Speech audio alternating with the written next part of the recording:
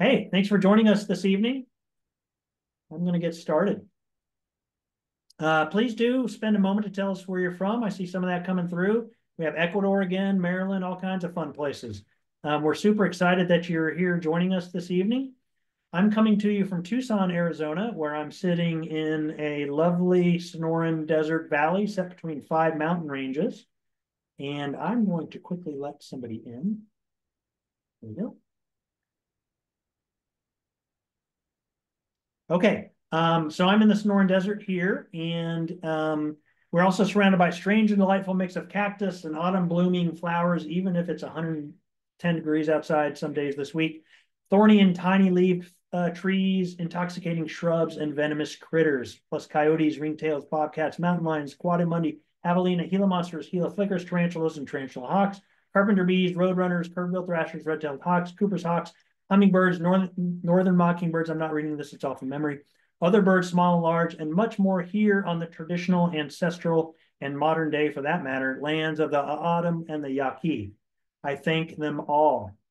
And I thank you for joining us. And I'm going to let one more person in. Okay. Yeah, so thank you for joining us for the second of two Dear America readings.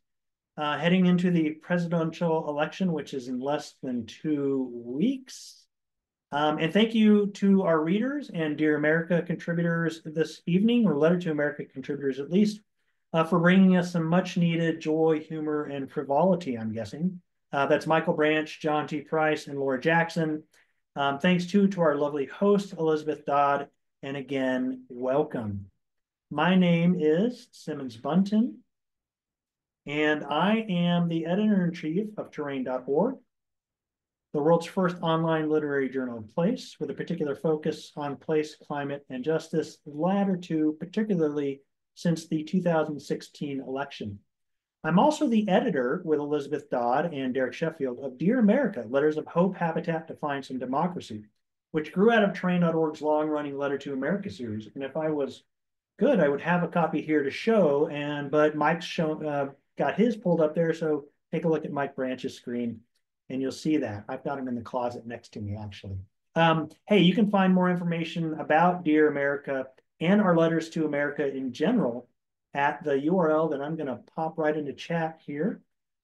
That's at terrain.org/Dear America. Hold on.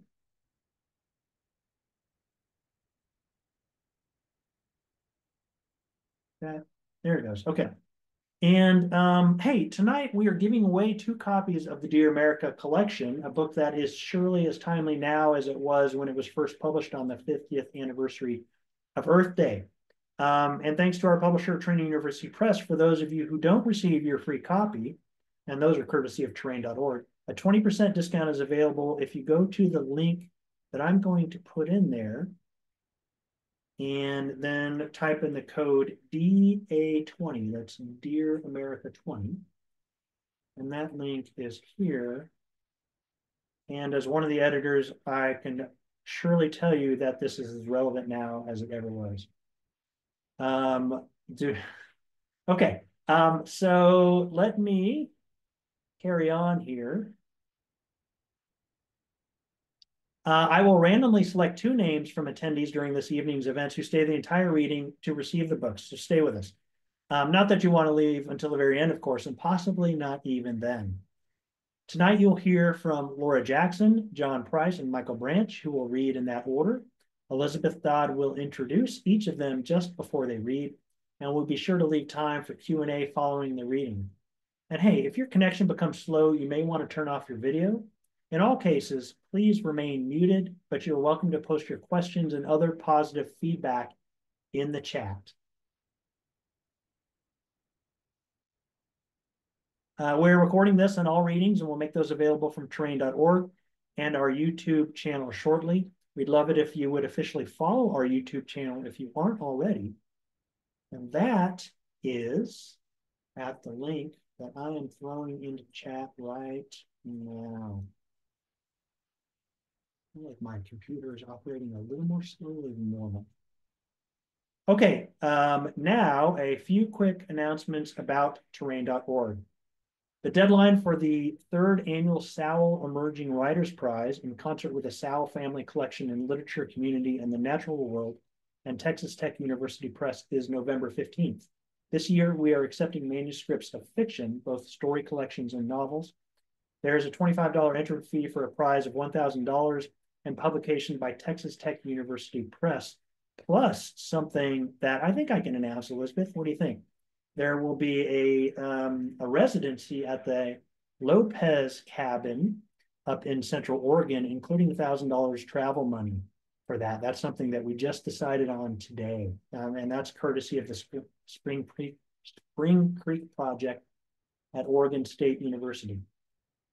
Please don't make me say that 5 times fast. Anyway, more details there. Yeah, and the Sowell collection holds all of the writings of Barry Lopez. So that's the relationship there. Okay, you can also go to our submittable page to learn more about that. Our regular submission period for poetry, nonfiction, and fiction opens on January 1st, but our Letter to America submissions remain open year-round.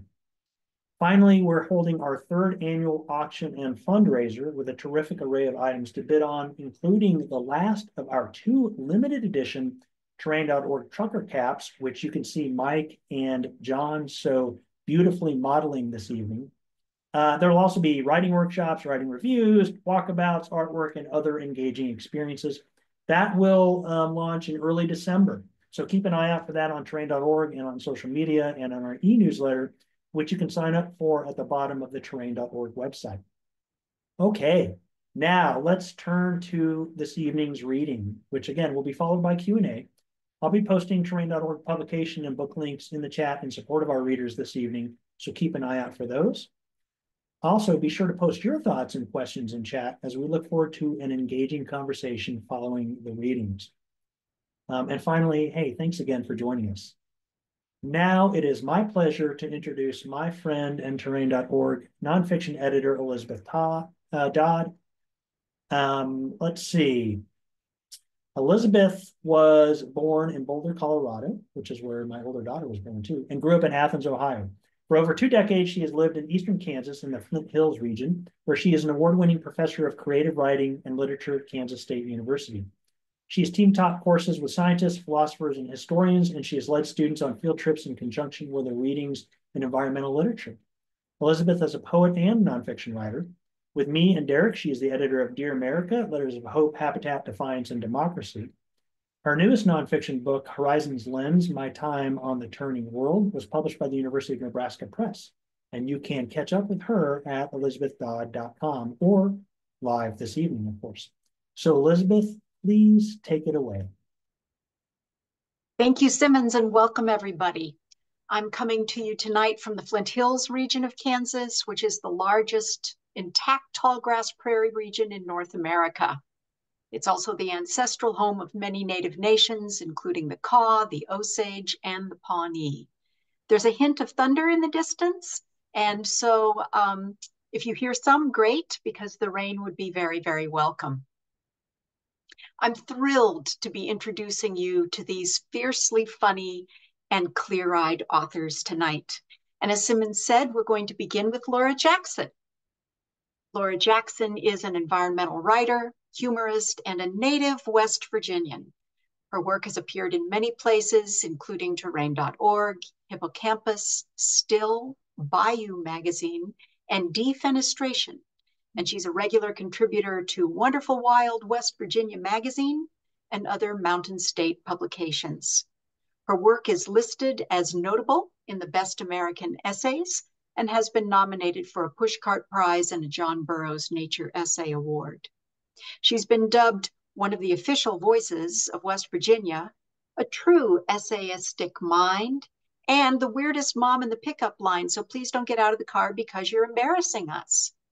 She has an affinity for moss, Appalachian spirits, the smell of a red spruce forest, and the Virginia opossum. Her debut essay collection, Deep and Wild, On Mountains, Opossums, and Finding Your Way in West Virginia, was released by Autumn House Press in October. You can find her at laura-jackson.com. Laura, will you please read to us? I certainly will. Thank you so much, Elizabeth and Simmons, for having me. It's awesome to be here, coming to you all from the northern panhandle of West Virginia. I don't have any actual opossums like I do in my author bio photo, but I do have opossums hanging around. So that's how we do it here in the northern panhandle. So this is an essay in my book, and it's called Opossum. In Harlan, Kentucky, artist Lacey Hale designed a city mural depicting a flowing green pokeweed and a baby opossum. Ripening berries dot the plant's purple stem, and the opossum hangs by its feet, reaching for the fruit. She chose pokeweed, a local species, in honor of the town's annual Poke Salad Festival. She chose an opossum because she thought they were cool animals and installed the mural on an aging brick wall in 2019. The community complained loudly about the opossum. They bemoaned the implied association with a roadkill-prone, rodent-like garbage thief. A local Appalachian Studies professor said his students had a lot of feelings about the image. Opossums tend to do that. Perhaps it's because for all our modern conveniences and technology, we still identify with animals. Each state has an official bird, an official mammal, an official fish. We feel warmly about them and imagine we share their best qualities. It's true on a regional scale too. Bison symbolize the American West, moose represent the northern woods, and the South claims the alligator, among others. But Appalachia doesn't really have an animal. There's been no creature set aside for the old mountains and hollows for scrappy mountaineers to claim as our own. I propose the opossum. Focused, adaptable, and persistent, the opossum makes a fitting Appalachian symbol, though they may not get much support as candidates. Much like Ben Franklin's unsuccessful attempt to make the turkey our national bird, opossums don't have that distinguished look you want in a representative species. They lack the bulk and power of the black bear, the mystery of the bobcat, and the jewel tones of the wily brook trout. Indeed, opossums are odd, a creature an exhausted god might have thrown together with parts left over from a busy week of creation. Whatever he had lying around the shop, grippy hands, snaky tail, crippling anxiety, he chucked into the opossum and sent it down to the Garden of Eden to tip over Adam's garbage cans and eat the cat food off Eve's back porch. It's an animal so weird, so remarkable, and so frequently maligned that it has earned a notable place in our culture simply by being itself. Sound familiar, West Virginia, Kentucky? The Virginia opossum is the only marsupial endemic to the US and Canada. The fossil record indicates that the ancestors of all marsupials began to appear and evolve in what would become North America around the time of the dinosaurs' extinction. It's a lot of history for a little garbage eater. They live solitary lives, coming together only to breed. Joeys are born almost neonatal and must make their way to their mother's pouch to finish their gestation. After 2.5 months, they emerge, all ears and eyes and fur. For the rest of their short childhoods, their mother cares for them and teaches them how to be proper opossums. And how does a dedicated mom shuttle up to 20 long-tailed toddlers around in a busy world? On her back. She meanders along like an overcrowded bus riding low on its frame and will have up to 3 annual litters over the course of her brief lifespan, which may be only a year or 2. Opossums are almost universally immune to rabies, impervious to snake venom, and they eat up to 5,000 ticks per year, making them vital to curbing the spread of Lyme disease. As scavengers, they do their part to keep things tidy. They'll eat most anything, including but not limited to vegetation, fish, carrion, insects, and rodents. It's why they're drawn to humans and our lazy leavings. They're opportunists, and we're slobs. Perhaps because they're a Miocene epoch throwback, a living fossil that has changed little over the eons, they seem foreign and weird. It's no wonder they fascinated early European settlers. Captain John Smith, founder of the colony of Jamestown in 1607, wrote to England about the bizarre creatures populating the New World. An opossum hath a head like a swine and a tail like a rat, and is of the bigness of a cat. he told the folks back home. During his tenure as president, George Washington attempted several times to send a pair of opossums to a friend in Ireland, but it's unlikely they survived the journey. Thomas Jefferson requested opossums be sent to France as gifts when he served as minister, and admitted to tormenting them as a child. President Benjamin Harrison is said to have owned 2 opossums named Mr. Reciprocity and Mr. Protection, though evidence points to their presence for culinary purposes rather than cuddle buddies.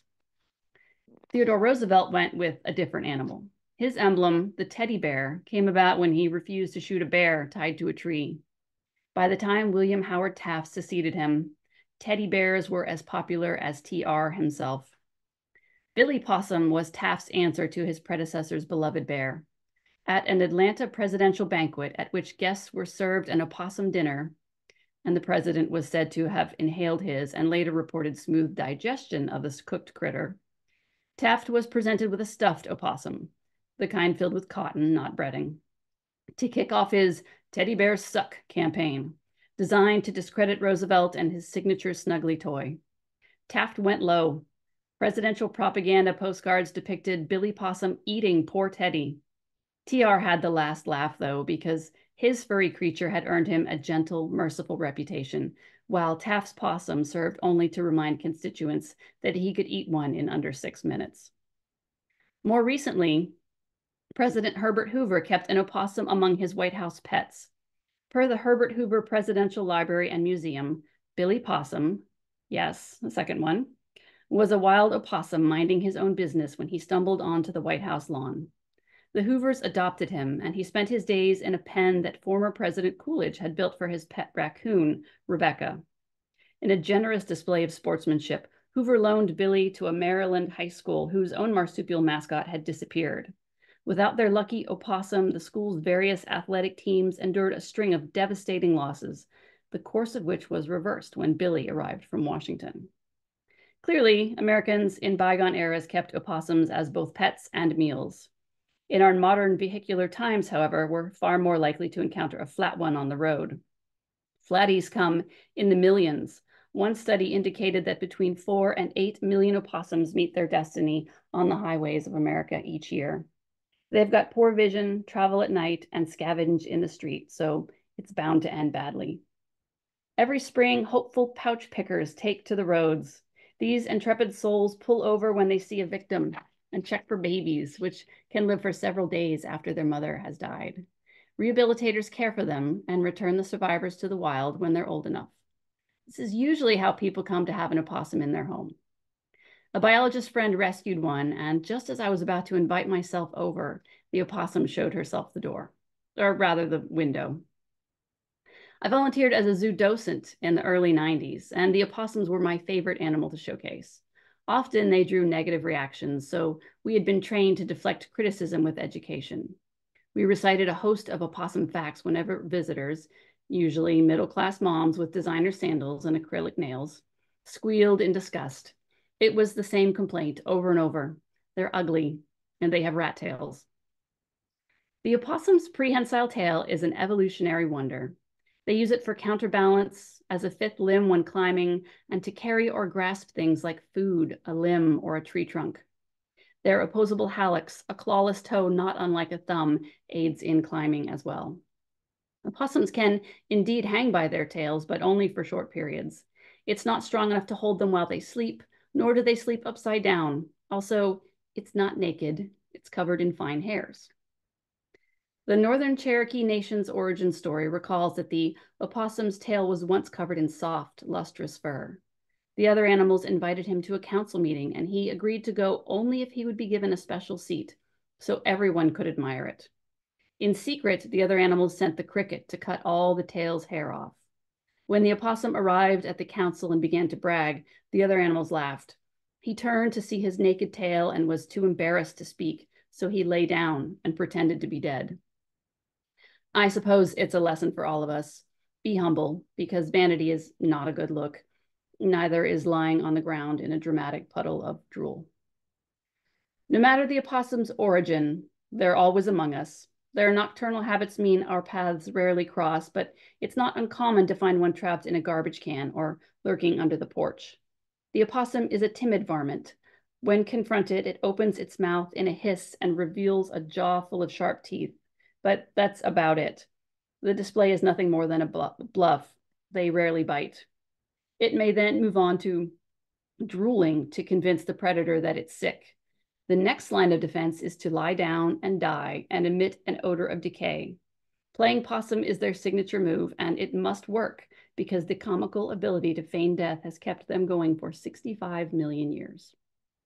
Nevertheless, opossum prejudice lingers. They've been maligned since someone came up with the idea of weekly garbage collection. They're master scavengers, which is why they fit right into human society. No animal worth its fleas would pass up a readily available source of stinky sustenance served in a giant silver dish every Monday night at 10 p.m. And while you'll find them in your garbage cans, you'll also find them on your porch with a mouthful of pet food. A friend found one in her kitchen. The intruder came through the pet door, and she posted a Facebook picture of it atop one of her kitchen shelves. It looks concerned. Opossums seem to worry a lot. Whereas a raccoon struts around and will snarl and bark when threatened, and then saunter off in a huff, the opossum seems embarrassed to be discovered. Like a celebrity caught coming out of a plastic surgeon's office, the opossum turns away, mortified in nervous defeat. Oh dear, what do I do now? This is awful. I met one such marsupial on my back porch at dawn. I called him Eugene, and while there was no easy way to know if he was male or female, and I might have felt around for a bifurcated uterus, but that seemed a little forward since we'd never been formally introduced. His bigness indicated male. I had just let the dogs out and taken a moment to breathe in the morning stillness. When I turned back toward the door, I came face to face with Eugene, perched on the railing. We stared at each other for a millisecond, as humans and animals do when they take each other by surprise. Annie Dillard had an encounter like this with a weasel, recounted in her essay, Living Like Weasels. Our look was as if two lovers or deadly enemies met unexpectedly on an overgrown path when each had been thinking of something else, a clearing blow to the gut.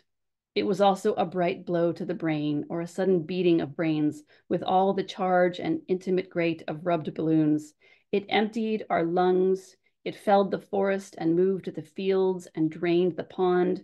The world dismantled and tumbled into that black hole of eyes.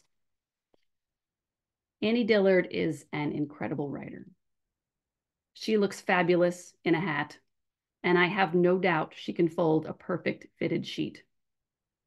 But I don't buy it, because I saw a weasel on a dusty Ohio road, and our look was not one of lovers or enemies. It was more like, look at that funky squirrel, and holy shit, she's going to run me down. Likewise, I imagine Eugene's mental state in those quick moments before I noticed him. Oh no, this is bad. This is really, really bad. With no other recourse, he hurled himself off the second-story porch. For a millisecond, his gray fur rippled in the morning breeze, and then splat. I hurried to the rail, expecting to see his broken body lying in my northern sea oats, but he righted himself, scurried to the edge of the deck, and squeezed under it. I'm an introvert, so I can relate. Lately, they've been popping up in memes about anxiety and social aversion.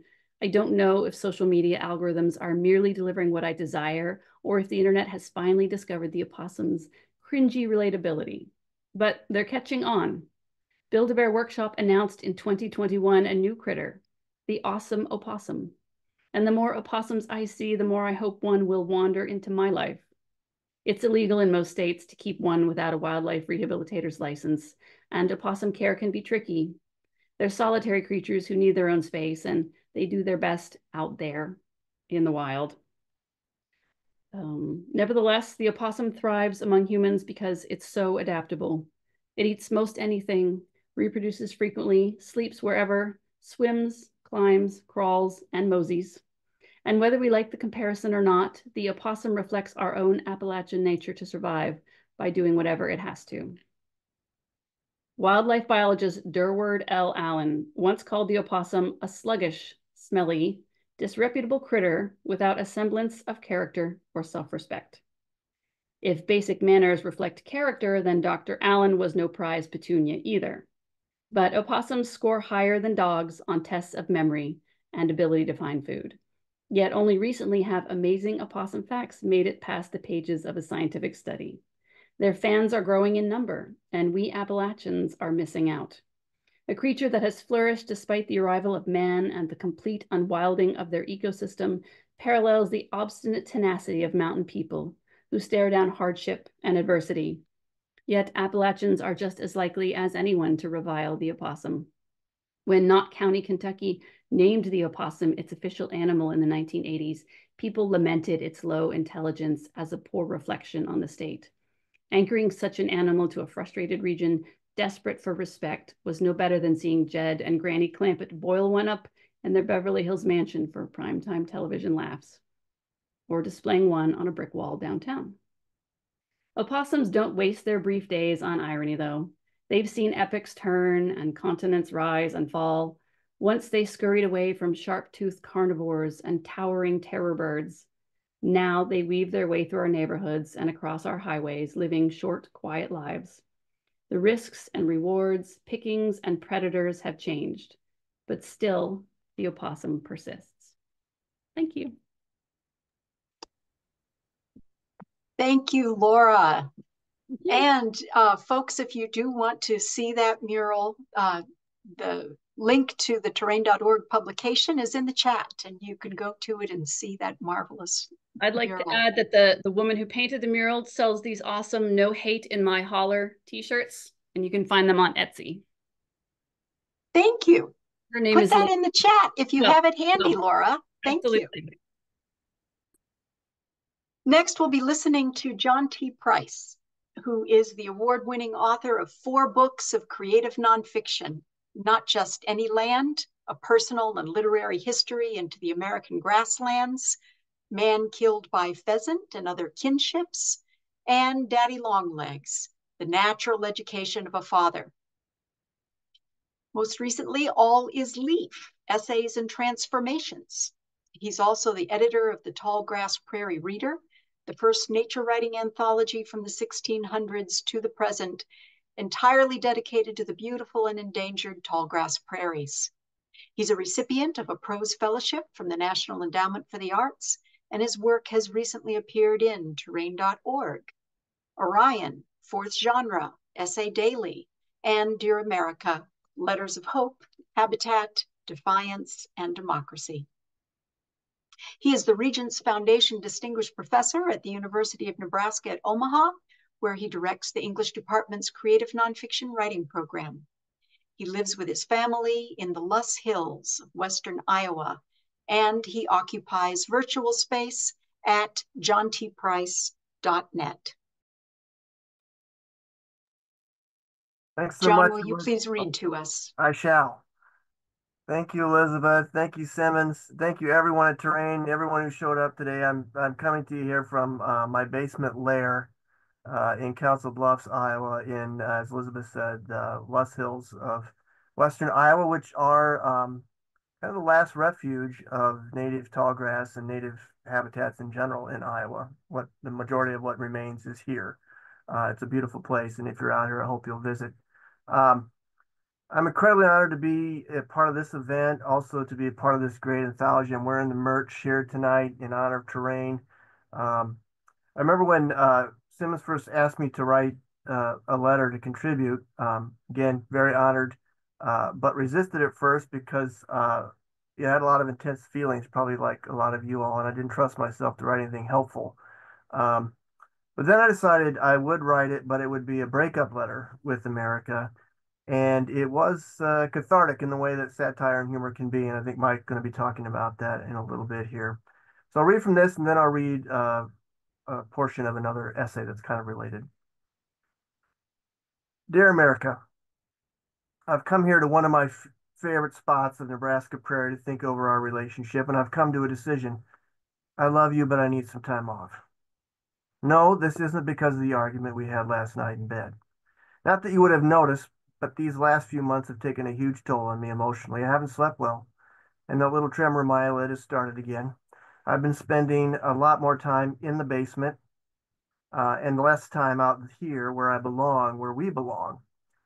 Yes, I know we've been together for 50 years, and yes, I know we had some amazing times together. But still, I think every relationship can benefit from a little time off now and then. Maybe it'll give us the space to understand or truly reflect on why our relationship, our love matters before it's too late. I realize the problem isn't just you, America. I've taken our relationship for granted. I've been complacent and weak. I've stayed silent when I should have spoken up, which I think you may have mistaken for unconditional support. My country, right or wrong. But in my defense, there were times when your behavior left me completely speechless. 2 summers ago, for instance, when you knew I was grieving a particularly brutal year of grasslands destruction with 3.7 million acres lost. You may not think that's a big deal, but since you've become obsessed with belittling countries south of the border, let me put it this way. That's more acres than the Brazilian Amazon lost to deforestation. And how did you respond to my feelings? You bought a gold-plated treadmill and started blubbering about making yourself great again. Can you blame me for thinking that was just a bad joke? And please don't give me that big ag crap about being a good provider. I didn't fall in love with you because of the size of your bushels per acre, or your checkbook, or your ego. I fell in love with your compassionate, democratic, poetic soul. We used to read actual poetry together, remember? Before you threatened to defund the NEA? Whitman was our favorite, the guy who called the prairies America's characteristic landscape, the thing that made it truly great. He said that the prairies are that vast something stretching out on its own unbounded scale, unconfined, combining the real and ideal, beautiful as dreams. Not to mention all the other passions we once had in common, such as national parks and safe drinking water and feeding poor children and providing medicine for the sick and voting and facts. Now I'm just not sure anymore. I know exactly what you're thinking as you read this. You don't understand me. Or worse, you're planning to guilt trip one of your drinking buddies into leaving me another message on Facebook about how you just need a little more time. Don't even. I've been there, done that, and again, but every morning it's the same old bullshit. I get out of bed, maybe pick a prairie pass flower petal, just one, since there aren't that many anymore, to put on your plate, make us breakfast, and then you show up and start in on the immigrants, the Muslims, the wall, the fake news, the fake science, and it's like I go invisible and you completely forget the pass flower and the amazing huevos rancheros sitting right in front of your face. It's driving me nuts, America. I'm sorry if I sound angry. But guess what? You don't have a monopoly on that emotion. Plus, if there's any chance of us staying together, we're going to have to start being honest with each other. And there's no way around it. I feel angry and betrayed. I mean, I've stood by you during some pretty difficult times. Like 25 years ago, when I first discovered how you'd spent the entire century before we met destroying prairie ecosystems, leaving them the most endangered in the world, and that you were still sneaking off at night to snort just a few more acres. I could have left you then, but we talked it out, and even though part of you continued snorting prairie, like during that epic binge in 2014, there's another part of you that joined me in trying to save it. I will never forget the days we spent together seed collecting and pulling up garlic mustard and trying to boost the spirits of those on the front lines of restoring and protecting the native land that I know deep down you still love. Not to mention all those hot hours in the tall grass right here at Glacier Creek Prairie when, despite the ticks, we couldn't keep our hands off each other. Pure sweetness. We haven't talked about the kids, but then again, you haven't spent much time with them recently. Remember your children? I'm raising 3 of them right now. And trust me, if it wasn't for them, I might have given up on you years ago. And no, I haven't told them everything you've been up to. I won't put them in the middle. Though sooner or later, they're going to figure it out. Despite my taking them to this beautiful prairie and telling them about the many good things you've done, are still doing, I can't prevent them from seeing you on TV and on the internet, throwing the ball around with the gun industry and the military drones and the homophobes and the polluters, all of whom are making it less and less safe for their kind to go to school or even step outside. They're asking a lot of questions I'm finding hard to answer. Still, they love you, and it breaks my heart to think of them losing faith in you, in us. I guess that's ultimately why I'm writing this letter, why I'm asking for a little honesty and a little space, not much space, maybe just the distance between our house and an apartment nearby that you rent across town, where we can spend the odd night together. just enough for us to gain a little perspective, to remember why we care. And I really need you to care right now, truly care, and not just for our children or for our friends or for the prairie, but for every living thing on this planet, because I know you're capable of it, because I know despite everything, your soul is big enough. Did I just say something hopeful? Maybe it's because I'm sitting here in this fragile 320-acre prairie in the middle of Omaha, which despite the odds continues to survive. Could it be the same with our romance? Well, you know better than anyone what a bleeding heart softy I am. Sometimes between the sheets, you've called me your sweet little buttercup, even though you know very well that Ranunculus acris isn't a native prairie plant. But I guess if we're being honest, that's what I'll always be. As I said, I still love you, America, desperately. Let me be clear, though. If you ever call me your sweet little buttercup again, I swear to God, I'll kick your butt all the way to Mars. And from what I hear, you're going there anyway. With all my love, John.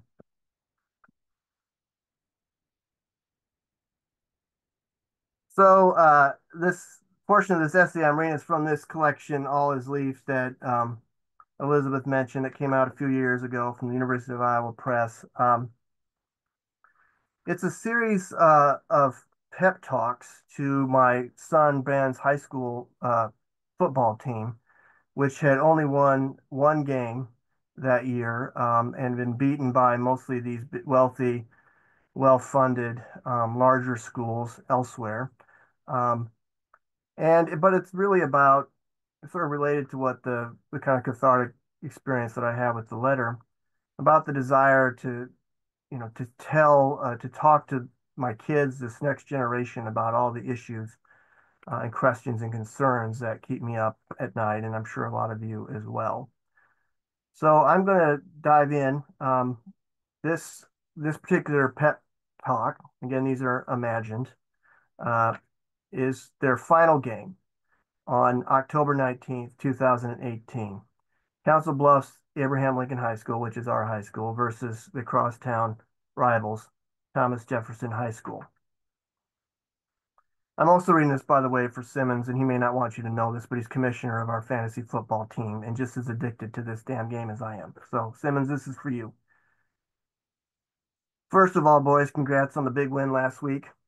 Yes, go ahead and give yourself a hand, even though one of your linebackers, who will remain anonymous, my son, informed me that thanks to my big speech on justice, a number of you are also feeling far kind of guilty for defeating a team from a big public school, even more underprivileged than your own. That's okay. Guilt can be a powerful motivator for change, especially for privileged, normally oblivious white people from my generation playing the American game of life. In their book, a win is a win. Why bother with a conscience? Your generation is going to be different. I totally believe that, like I believe in this team. So back to getting rid of that big goose egg on your record.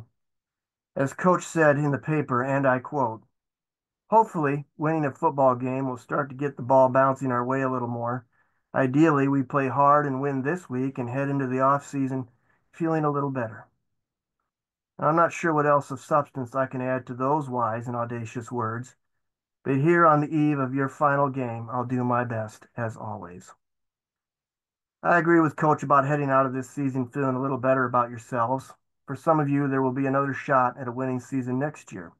But for the 8 seniors, including the Swedish exchange student, this is it, the final game.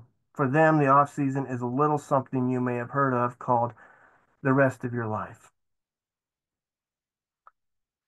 So I'm here to tell you, as the story of your football team ends, I'm here to invite you to join another team, a real-life team on which I am sometimes the starting quarterback and sometimes the water boy, depending on my mood. Team Perseverance. Oh, sure, you think after lecturing us all season about bullies, forced deportations, climate change, species extinction, racism, economic and educational injustice, and chronic traumatic encephalitis, now suddenly you're Mr. Rose-colored glasses, Mr. Hope. I get it. You're not alone in thinking I can be a little negative at times. One of your linebackers, who will remain anonymous, asked me over dinner recently, yeah, I understand the world is going to crap, but what can I actually do about it? That's a good question. I've asked it myself, and I'd venture to guess so have the guys you are facing on the other side of the ball tonight from Council Bluffs Thomas Jefferson High School. Yellow Jackets players, as you're well aware, are from this same community and a public school, city school, very much like your own. Greatschools.org designates them very concerning. As it happens, I actually grew up in a similar community and school district with similar concerns.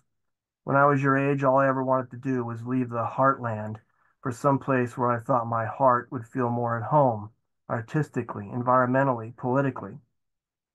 Somewhere where the old Broster, that was my nickname in high school tennis team, could use his meager skills to help win a game or two for the good guys. I've since learned that such feelings aren't unusual for young people or even 50-year-olds wherever they live. But if life teaches us anything, it's that there is no escaping the problems of the world or the guilt that comes with knowing you have perpetuated more than a few of them. So you might as well start trying to be helpful in the place where you are standing. No matter what anyone tells you, your home is worthy of the best you have to offer. And keeping it real, home should show some gratitude in return. I do not say this to encourage cockiness, but because I believe no community should take for granted the passions and talents of its people, young or old. That might begin with giving everyone gift packs like the kind football players receive when they go to bowl games. Something with local flavor, such as a free pass to a casino buffet, or a packet of milkweed seeds, or I don't know, affordable health care and a living wage. But even if such gift packs existed, I guarantee you would experience stretches of crushing doubt. Moments when you don't think you and your particular talents are up to the task, especially if that task is a more just and healthier world. During those very low points, how do we keep going with the helpfulness? How do we persevere? One winning play you might borrow from us literary pros is to imagine yourself into someone completely different. Maybe a hero of some kind, which doesn't have to be human. Lichen, for instance. Did you know that lichen isn't one creature, but a bizarre fusion of fungus and algae and maybe a few other creatures? Each still has a vital role to play, but because they mutated and joined forces, they're able to live almost anywhere, endure almost anything. It kind of amazes me there aren't more football teams named after them. Or maybe you could just be yourselves, a bunch of boys from a losing football team from a disadvantaged school district. That sounds bad, but hang with me for a second. Let's start with the boy stuff. You'll hear people say that being a boy is a privileged and powerful thing, and it certainly can be. But somehow, for very real reasons, some of which I may have mentioned in past pep talks, it doesn't feel that way to a lot of you. For all your supposed strength, you feel helpless, even hopeless. You don't know where to go with these feelings because as a boy, you aren't supposed to have feelings. But here's what I have concluded from watching you guys every week. You are my heroes. All season, I've read or watched stories about victorious high school teams in our area, complete with player highlights and interviews, as if winning is the most difficult and praiseworthy thing a person can do. What you've proven all season is that even without the winning, you are willing to show up and work when others have surrendered and fled. That is the definition of perseverance, boys, and it's a big part of the legacy of the 2018 Abraham Lincoln football team, even if no one out there cares to acknowledge it. Too often, we lend our talents and vision to those who do not need or value them or offer us any gift packs in return. Sometimes those people live elsewhere. Sometimes they are our neighbors and family members and so-called friends, our nation even. That's how it will always be. And whether you know it or not, this season has taught you to flourish together inside what the literary pros call paradox. Courage and despair, strength and vulnerability, faith and doubt, promise and peril. In a way, paradox defines what it means to be a Midwesterner, a bioregion where extremes, even without the climate change, have always come together. In the sky, on the earth. Think tornadoes or lime jello with mayonnaise and green olives. It is up to each of us to determine whether that coming together will ultimately be nauseous and destructive or redemptive, a victory or a loss in the truest sense of the word.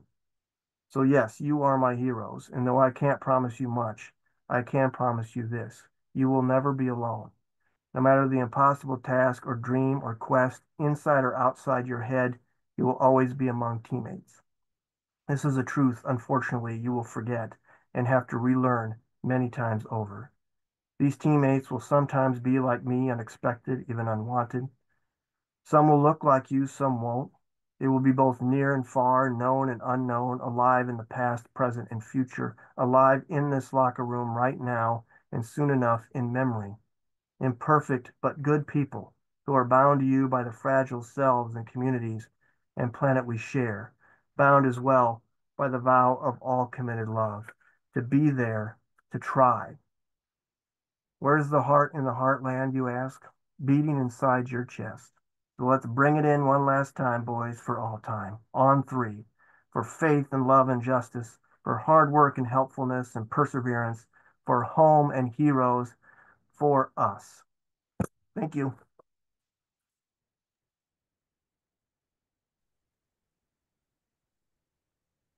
Thank you so much, John. Go team. Our next reader this evening is going to be Michael Branch. Mike is the author of more than 300 essays, which have appeared in venues including CNN, the San Francisco Chronicle, Slate, Outside, Orion, Ecotone, Pacific Standard, Bustle, Utne Reader, National Parks, The Scientist, High Country News, and of course, Terrain.org. He's published 10 books, including his trilogy of environmental humor writing from the Great Basin Desert, Raising Wild, Rants from the Hill, and How to Cuss in Western. His creative nonfiction includes pieces recognized as notable essays in the Best American Essays, the Best Creative Nonfiction, and the Best American Science and Nature Writing. He's received the Ellen Malloy Desert Writers Award and the Montana Prize for Humor, guest judged by Jimmy Kimmel. And he has just been inducted into the Nevada Writers Hall of Fame. In the most absurd line from its positive review of Mike's latest book, On the Trail of the Jackalope, the Wall Street Journal wrote that Branch knows at least as much about jackalopes as Einstein did about physics. You can learn more about Mike's work at michaelbranchwriter.com. Mike, will you please read to us? Hey, everybody. Yeah, I love that Einstein line, right? Like he figured out how the universe works, and I figured out some stuff about horned rabbits. So same, right? It's so fun to be with you guys. Thanks for turning out for this. And thanks to Simmons and Elizabeth and Derek and the crew at Terrain for building this amazing community of writers that we all depend on and get so much out of. It's just really a pleasure also to be here with Laura and John, whose work I love so much. So I'm an environmental writer and a Great Basin Desert writer and a science writer, but I'm also a humorist, and that's kind of an odd combination. So when I'm out on the road doing gigs, it's really common for people to say, well, you know, do you think humor is an effective or like even an appropriate response to the condition that we find ourselves in these days, environmentally, politically, socially, however you want to look at it. So I wrote this letter to America at Simmons's invitation as a way to try to answer that question. So this isn't so much a humor piece as it is an argument for the value of humor in the kind of work that I think all of us care about. So I'll read this mostly because I want to draw everybody's attention back to Letters to America. It's an amazing book. And I think these all got started with Allison Deming, who is in one of these boxes out here somewhere. It's just really moving work and very timely work. And one of the reasons I decided to stick with this piece is that it feels like the cycle has kind of come around. The context on this letter is really, really important. I wrote it immediately after Donald Trump won the presidential election in 2016, and it was published shortly thereafter in early December of that year. So please keep that context in mind. This reads in about 9 minutes, and then I'll see if Elizabeth wants to give me the hook or whether you want to hear a short piece to go with it. Okay, so let's try this out. This is my contribution to their book, Dear America, and this piece is called Closing Time. Dear America, I don't hear you laughing much lately. I understand that you're worried and afraid that everything you've worked so hard for now appears to be in jeopardy, that the system you put your faith in has produced an unnatural outcome, like a lioness unaccountably giving birth to a toad. I realize that the social and environmental justice you've struggled so long to achieve has hit, let's say, a wall. You're feeling angry, sad, vulnerable. Listen, I don't want to talk you out of any of that. But since it's almost closing time, let me buy you a drink, America. Pull up a bar stool, and we'll pour a bracing chaser for your bitter tears. Now, I know you're going to say that our present condition is no laughing matter, that things just aren't as funny as they were before that dark night of November 8th, 2016.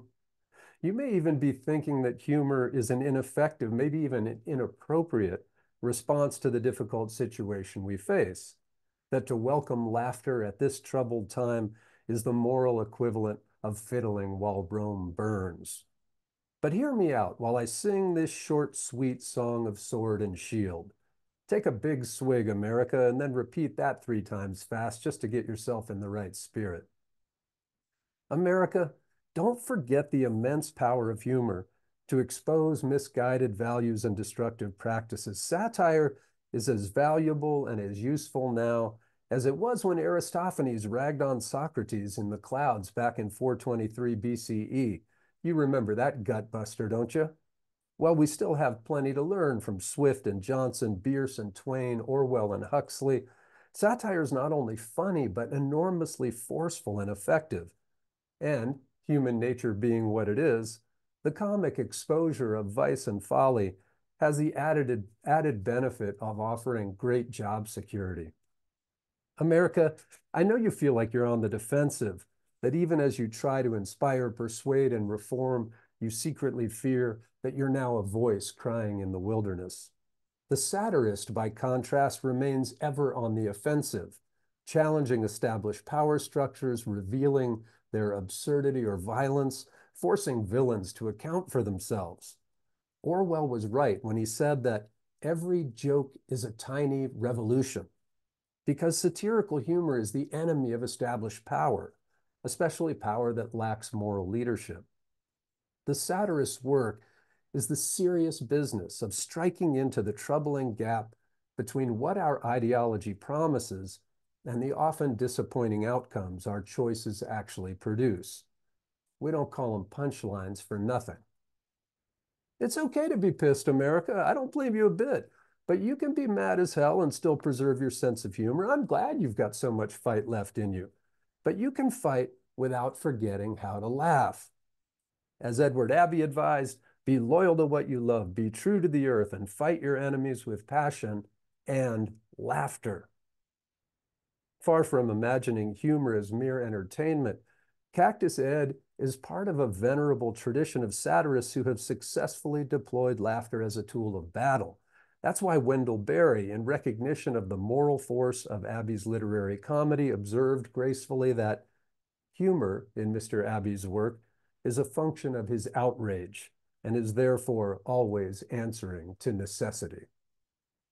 And in case you're worried that satire went to the grave with Aristophanes or Abbey, try tuning in to Alec Baldwin's weekly lampooning of the president on Saturday Night Live. Why does Baldwin's parody so infuriate the Donald, who watches it each week and then tweets angrily each week that it is unwatchable?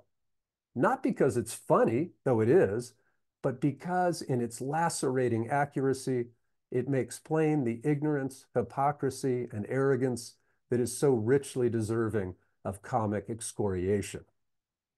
Look, America, even if you aren't in the mood to brandish humor as a sword, you might at least consider taking it up as a shield, accepting it humbly as a small inoculation against the diseases of frustration and fatigue that are epidemic among us these days. Because we love our country and our planet so deeply, and yet fear we may be forced to watch them burn or melt, we find that our love has become a bittersweet affection shot through with grief. But humor, in its power and dynamism, can help us preserve the resilience that enables our creativity and courage, even if, as bluesman Big Bill Broonzy crooned, when you see me laughing, I'm laughing just to keep from crying. But don't you think Big Bill was right that even when humor is a byproduct of suffering, it's still a healthy response to grief? And I hope I don't need to remind you that in addition to its emotional and psychological benefits, laughing also raises your heart rate and pulmonary ventilation, increases your brain activity and alertness, stimulates the production of endorphins from your ventromedial prefrontal cortex, reduces your perception of pain, and leads you to relaxation. America, please don't feel guilty for laughing. It really is okay to want your ventromedial prefrontal cortex to feel a little better. Comedy also nurtures empathy because the appreciation of humor requires flexibility, acceptance, and the capacity to forgive, even to forgive yourself.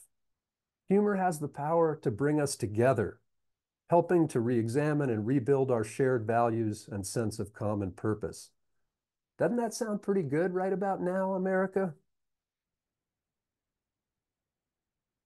And while a sense of humor is impossible to define precisely, after all, sense is pretty damn fuzzy, you should be deeply suspicious of anyone who lacks it, because laughter is essentially a form of self-reflection. Humor, like love, like flatulence, is fundamental to our humanity. Because I'm your Facebook friend, I've seen how you're trying to deal with all of this. The disappointment and disillusionment break over you in waves, pushing you back into those old habits of yours, the Jeremiad and the elegy, those painful but at least familiar forms of expression for your anger and grief. Listen, America, I get it, really. But in focusing only on what has been wounded, you risk forfeiting the regenerative potential of laughter. Remember that comedy is a life-giving force because it helps us combat despair. As a writer, I believe that the craft of humor is an essential element of the art of survival. Last call, America. Bottoms up. We've both got work in the morning, important work. I know you've had the wind knocked out of you, but to dig out the old line that desperate stand-up comedians have long used to challenge desperate audiences, I know you're out there. I can hear you breathing. I can hear you breathing, America. Keep breathing. And then, just as soon as you can, use some of your breath to make that redemptive sound that even now is laughter. Thinking of you, Mike.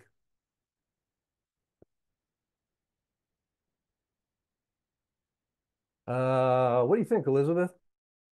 Please continue. Okay, so here's a real short piece from my book, Rants from the Hill, which has the subtitle On Pack Rats, Bobcats, Wildfires, Curmudgeons, a Drunken Mary Kay Lady, and Other Encounters with the Wild in the High Desert. And I don't know if I've ever read this piece before, actually. And, you know, it's not super hilarious, and it has a certain kind of like, you know, get your ball off my lawn, curmudgeon, you know, narrative voice. But it'll give you a little bit of an application maybe of what I've just talked about, a way of, you know, using a certain kind of satirical humor, not to take a particular position, but just to try to get your readers to think about something that maybe they haven't been thinking about. So let's give this one a try. And this reads at about 8 minutes, and then we'll be done. I hope you're all drinking out there already.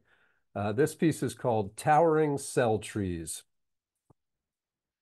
The other day, while driving down from the Sierra Nevada into the Great Basin Desert, I noticed next to the local volunteer fire station one of those cell phone towers that's disguised to look like a tree. In this case, a vaguely ponderosa-ish pine.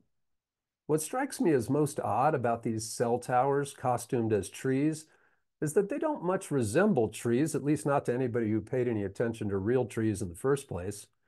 You get the sense that the designers of these bizarre fake trees are under the illusion that the towers actually look like real trees, which is kind of cute and also somehow just pathetic. Simply by virtue of scale, this issue of what a cell tower looks like is more significant than you might think. There are over 8 billion mobile phones in the world, 386 million of which are in the United States, which means that we have more cell phones than people in America.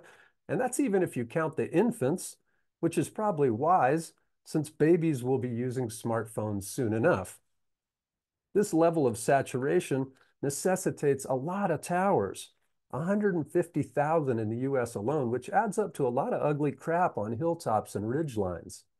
Because the range of a cell tower isn't much above 20 miles, even when those hills and ridges aren't in the way, and because the number of towers is proportional to the number of users, we need to build more towers every day. Towers that are most effective when installed in visually prominent places. It makes sense then that we entrepreneurial Americans would find a way to make a virtue of necessity and sell not only cell towers, but also ways of disguising them. The tower as tree innovation was the brainchild of Tucson-based Larson Camouflage, which pioneered the monopine back in '92 and has since earned the dubious distinction of being a leader in the concealment industry. Larson has figured out how to turn cell towers into a wide range of cultural and architectural objects, from water towers, grain silos, and gas station signs to streetlights, flagpoles, and chimneys. My favorite of these obfuscations is the disguising of a cell tower as a church steeple, an appealing business proposition, since many local building codes permit churches an exception to a structure's maximum allowable height.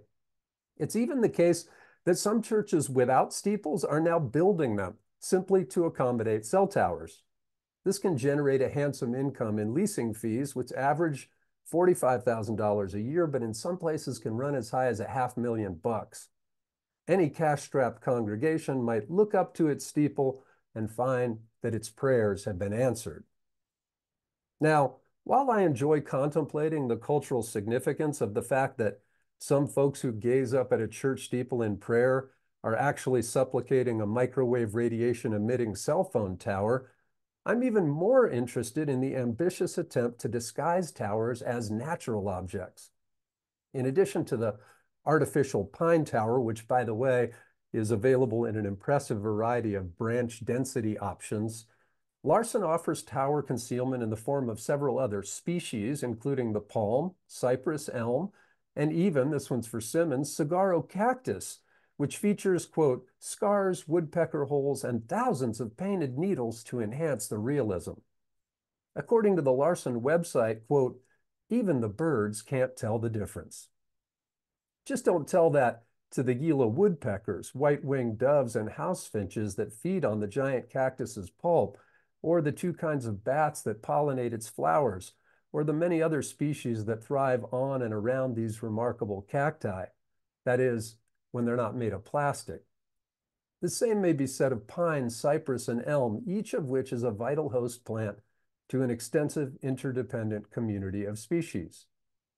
Now, it's not entirely fair of me to pick on these invasive, exotic, fake trees as being profoundly unnatural interventions into the landscape. After all, the question isn't whether a fake tree is better than a real tree, but whether a fake tree is better than an exposed cell tower. But even here, the question is harder than it sounds. First of all, there's the troubling fact that the structure, color, shape, and stiffness of these decoys usually give them away, which makes the claim of concealment arguable. I also wonder about the longevity of these microwave trees. Not far from the fake ponderosa pine, I noticed near the fire station a stand of actual ponderosas, many of which will live to be 300 years old. What are the odds that the fake will still be in decent shape after 3 centuries? And what sprucing up, might it require in the meantime? In what landfill will we bury this gigantic plastic thing when its inorganic life has run its course?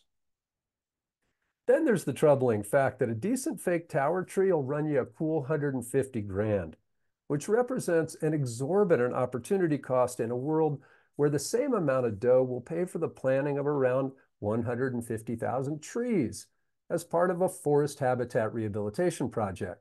And every one of those 150,000 unplanted trees would have enriched soils, reduced erosion, supported other species, and sequestered hundreds of metric tons of carbon, all while bearing an uncanny resemblance to actual trees. Even the birds would be able to tell the difference.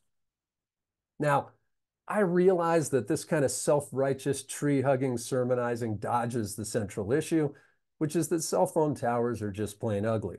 So I do have a few alternatives to propose. The first is to leave the naked masts of the towers exposed, but adorn them with a large sign that reads, "This aesthetic abomination is made necessary by our uncontrollable desire to post meaningless status updates." An alternative in the same spirit would be to make all the cell towers into fake trees, but add signs saying, "This ineffective obfuscation costs 3 times the US median family income."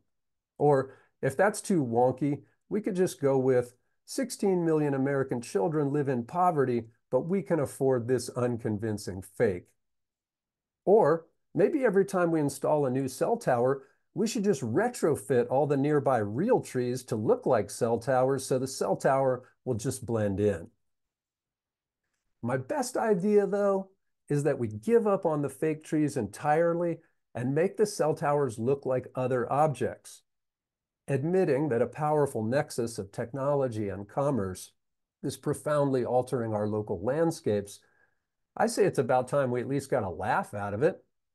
Imagine seeing a 100-foot tall banana, or fork, or ground squirrel, or thumb, or baseball bat rising among the stately ponderosas. What if we gave my friend, the artist, $50,000 grant to spend a full year turning our local cell phone tower into whatever she could imagine? My guess is we'd end up with a 100-foot tall giraffe's head wearing a San Francisco Giants baseball cap. It wouldn't look like a ponderosa, but neither does the fake ponderosa. And at least the giant giraffe would make my daughters smile. And this $50,000 work of art would have the added advantage of being a reminder that we saved $100,000 that we could use for something really crazy, like planting real trees. Thanks, y'all. Thank you, Mike. Thank you all three for such a wonderful reading. I don't know about the rest of the audience, but my oxytocin level is just delightful right now. I feel better than I have in a couple of weeks. This has just been great. Folks, let's open it up for some conversation. I'm sure some of you out there have been thinking of remarks or some questions that you would like to pose to our readers. So, gentle people, why don't you put something in the chat or unmute yourself?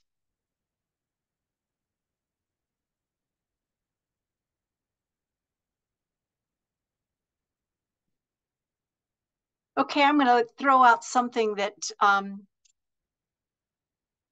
of a confession, and then just asking for responses from the writers. One of the things I love about satire, and particularly all of your humor, your sense of humor, is that everything underneath it seems to have a line of being a love letter to authenticity.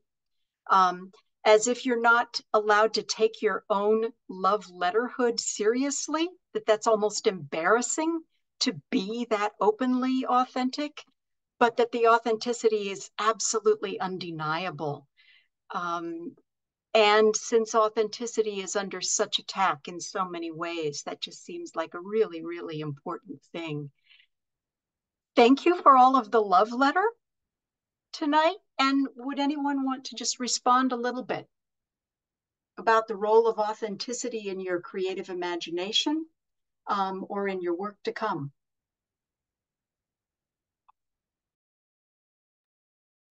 Well, I'll just give one real quick thought on this while I'm waiting for the other folks.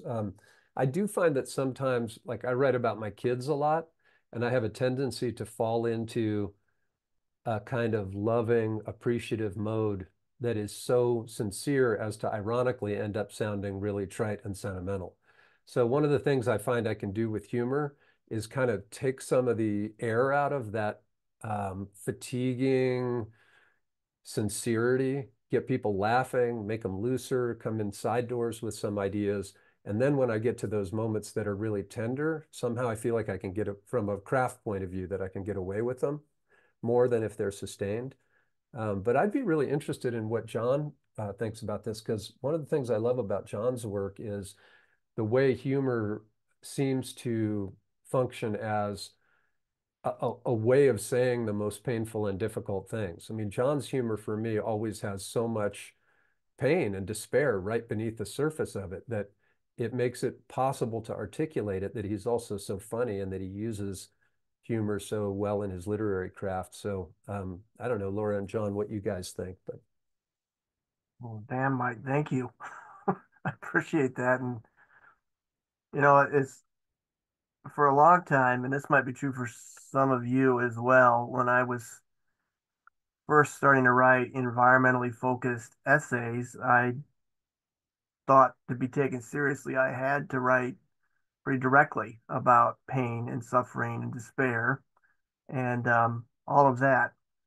But I can tell you that I remember I wrote a piece about nearly getting killed by a pheasant, which I didn't think anyone would care about, but it ended up in Orion and it ended up in there with Brian Doyle, who I hadn't read before then. And he wrote that little piece about his sons, I think, being in love with a sardine can. It was a beautiful essay. And I thought, you can do this in environmental writing, nature writing. And then, you know, I became familiar with Mike's work, and not only does he write incredibly beautiful, complex, humorous pieces, but he's also been a champion, as you saw and heard tonight, for humor itself and the importance of it. And, you know, him talking about humor as a shield, but also a weapon, certainly resonated with me. And it's also talking about being authentic. I mean, just being authentic to myself. You know, as I grew up, you know, as a pretty, you know, like some of you maybe, you know, marginalized, bullied kid in high school, in middle school, and humor was my defense, but it was also my weapon. And uh, and I found going back to that has been actually natural. It feels natural. It doesn't feel like an artifice or a strategy necessarily. It's just authentically, I think, who I am and how I respond to pain. And so, yeah, that's sort of where it comes from for me. I'll just concur with both Mike and John here.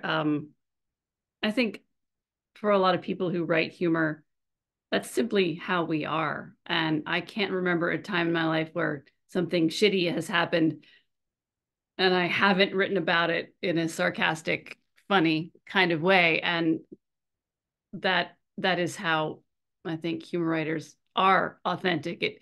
It genuinely feels inauthentic to be what my kids would call schmoopy, you know.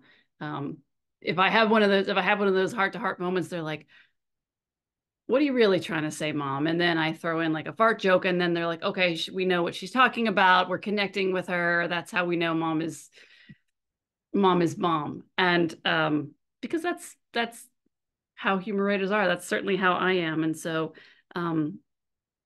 what comes out naturally is what's most authentic. And so I have given up on trying to be anything other than true to myself, even though oftentimes it doesn't fit the situation. You know, there's always some smart aleck who makes a joke when someone's dog has died and it doesn't necessarily go over. But I suppose you learn, if you're friends with a humorist, that that's just how they see the world and communicate in the world. And you hope that people will recognize that authenticity. Thanks for all of that. Kim Ruffin has a comment in the chat. Laura, thank you so much for your writing and research about the possum. 2 questions. Are there any possum facts you didn't include in your essay that you'd like to mention to us now? And are there any other animals that you will be writing about in the future or to be published work? I mean, there are so many possum facts. I don't even claim to know them all. And the folks I mentioned in the essay and the woman who took my author photo with the possums all over my head is a biologist who raises them. And I've learned quite a bit from her. I was telling Simmons and Elizabeth before we started that sometimes her possums will grab things out of the pantry and run around the house with a bag of Cheetos or something like that. But possums have very, very short lives, but they can live longer in captivity, and it's difficult to keep them in captivity. They really do better in the wild, from what I understand, even if they have been raised with like in a home for 6 or 8 months or something. Sometimes she will let them go after being with her for a long time, and they'll still, as far as we know, they do pretty well. So they're resilient and they're tough. I mean, they get flattened all the time because they just can't stay out of the road because they just love to eat dead things. But they're a little tank if they could just stay out of the road. So they're remarkable, and especially their almost impervious nature to rabies always astounds me. But as for other animals that I will write about or have written about in my book, oh Lord, I think my editor Mike is in one of these boxes and he can confirm probably, but let's see. Crawdads, copperheads, the eastern coyote. I thought about reading a piece about an eastern coyote because, you know, we have some western writers here who love coyotes, but in the east it's sort of a different critter altogether. I've written about caddisflies, I've written about bats, I've written about lightning bugs. In West Virginia, we call them lightning bugs, not fireflies. I've written about raccoons. I sort of focus on varmints a lot. That seems to be the animals that I'm most drawn to, and there's certainly no shortage of them. And they also play such an interesting role in the world now with the climate changing. The varmints are the most adaptable. Anything that can adapt and survive with human beings is going to have the best chance going forward. So I like to say that the animals of the future are not going to be moose and bear and elephant. They're going to be porcupines and opossums and raccoons and coyotes. So we might as well get to know them. Thanks, Laura. Tim Hauserman has a question as well, saying, I found that humor allows me to get into topics that I might not feel comfortable telling otherwise, like personal stories. Do you find that to be the case as well? And how?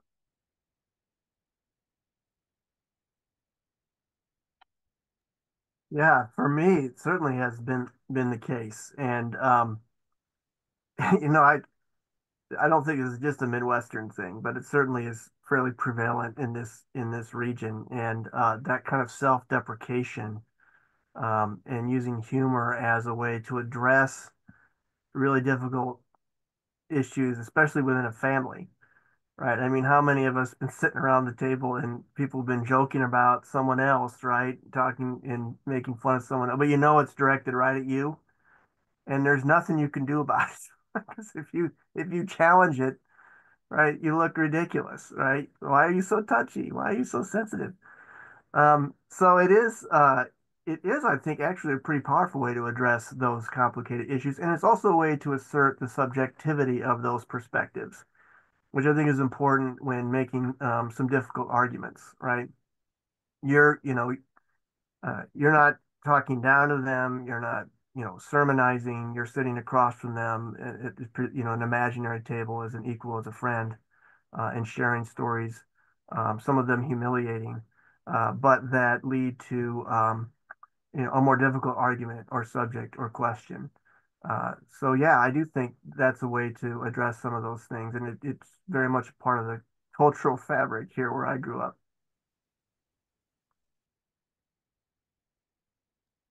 Yeah, I like John's emphasis on self-deprecating humor, which I think is really a cornerstone of this kind of work. You know, if you can't make fun of yourself, you are lacking in a basic kind of humility that seems to me to be a cornerstone of any kind of wisdom or empathy or compassion, right? I think it's pathological to lack that sense. But I also think from a craft point of view, and I'm thinking of Laura's work here, if you do any kind of popular science work, self-deprecation, I think, is a really powerful rhetorical tool because readers don't like you to come at them and say, I'm the expert. I know more about possums than you've ever known in your life. And now you need to just sit still and listen to me preach. Instead, you know, if you take this position of like, wow, this is weird and fascinating, and I don't really understand it very well, so I'm going to go try to figure this out. Come along with me. You know, if you can kind of make yourself the butt of the joke, it's very disarming to readers. So I know this sounds kind of, you know, manipulative and evil, but I think if you ultimately have a challenge you want to present to your reader, sometimes the best way to do it is show them you can laugh at yourself first, give them a comfortable and accessible way into a topic, give them some pleasure, for crying out loud. I mean, that's not the worst thing in the world. And then once we get to know each other a little better, let's kind of take on some more difficult topics. So like Laura, I thought you're reading, part of what's so charming about it is that humor makes us want to keep going with you into areas where we feel like you're learning and you're enthusiastic. I guess it's kind of like being a good teacher in a way. So I really liked John's point about self-deprecation specifically, because like the piece I read didn't have that in it, but most of my humor work does. And I think it's a really powerful rhetorical technique. Humor is an open door, and self-deprecation is the doorstop that keeps it open. I love that. You know, someone who does that really well is Mary Roach. She's a science writer. And one of my favorite of her books is called Stiff. And she's doing all this research about it's called The Curious Lives of Human Cadavers. And you follow her as she learns all these bizarre things that we do with human cadavers. And she goes to a plastic surgery, not convention, but where plastic surgeons, like a workshop, and everybody's got a head on the table and they're practicing. And so she's kind of horrified by the head. And at the same time, she's morbidly curious about how the heads are getting there. So she stumbles into a room and finds this large woman whacking the head, you know, just deheading these cadavers. And so you follow her through this bizarre afternoon in a state of horror and the same fascination that she's feeling. And I think that's just the perfect vehicle for bringing people along, especially in science writing. If I can just add, I think that self-deprecating persona is baked right into the personal essay form itself, going all the way back to Montaigne, right? I mean, one of his motivations for creating that form, the essay, as I'm sure most of you know, is French for to try or to attempt, right? Not to know or succeed necessarily.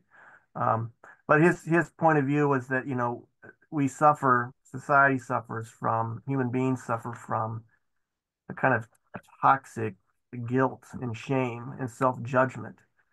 And that inability to confess that, to share it, to forgive it, right, to laugh at it, is what leads to some of the worst atrocities in human history. Orwell picks that up, right, in the Shooting the Elephant piece, right? How many atrocities have happened because someone was afraid to laugh at themselves? So his thought was, Montaigne's thought, right, we expose those hypocrisies, those, you know, those doubts, right? Publicly, we laugh at them, we you know, we make ourselves into fools on the page, and then maybe others will do the same, and we'll treat each other with a little more compassion, right? A little more recognition as fellow human beings, and move beyond the shame and the sense of failure and the sense of hopelessness, and actually maybe do something. It's that perfection, right, that I think weighs people down in the environmental movement in other places, right? That idea we have to be perfect in order to call ourselves environmentalists or to care or to participate. And I think the essay was created to address some of that.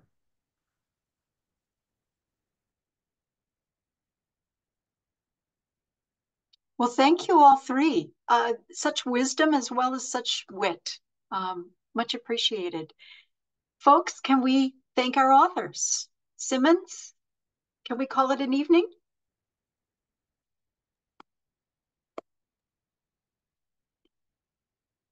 Yes, sorry. Congratulations to our winners of door prizes. Yeah, thank you all. Elizabeth, thank you for hosting, and Mike and John and Laura. It's always so wonderful to hear you It was really a delightful evening. Thanks everyone for coming out, and we'll get this recorded and online soon so that you can share it with everybody, because everybody needs this sort of joy and well, wonder really. So thank you. Have a great night.